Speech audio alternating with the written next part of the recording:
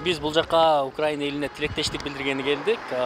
Бул абдан маанилүү, себеп дегенде азыр Украина эли Россия тараптан агрессияга кабылды. Биз мындай агрессияны башыбыздан өткөргөнбүз, жарандарыбыз тилекке каршы кайтып болгон. Мындай агрессияны, мындай нерсени башка элге каалабайбыз. Ошон үчүн биз Украина элине тилектештик каалап, согуш жок болсун деп, согуш болбосун деп келдик.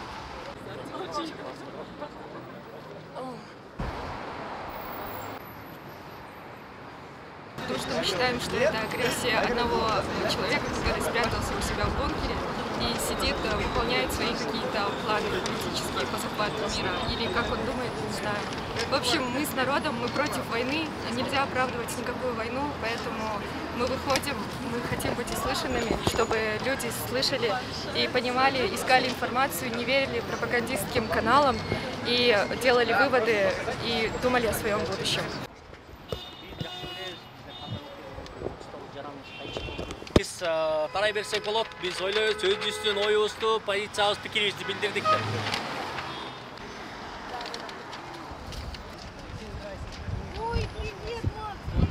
Президенти Путин жашап атат.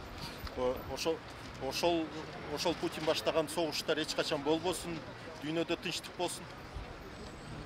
Кыргызстанга болсо кесепеттер абдан оор болушу мүмкүн. Анткени Россиянын экономикасы 2014-жылы биринчи санкциялардан кийин эч кандай өнүгүүсү жок. Ал эми азыркы санкциялар дагы кире турган болсо, өнүгүү турмак чөгө баштайт. Жөн эле мурунку чоң Титаник кемеси сыяктуу эле чөгө баштайт. Жана ошол менен кошо Россия экономикасы чөккөндөн кийин биздин ал жакта иштеп жаткан мигранттарга абдан чоң кедергиси тиет, жана кыйын болот. Кыргыз экономикасына да биздин жарандарыбызга да.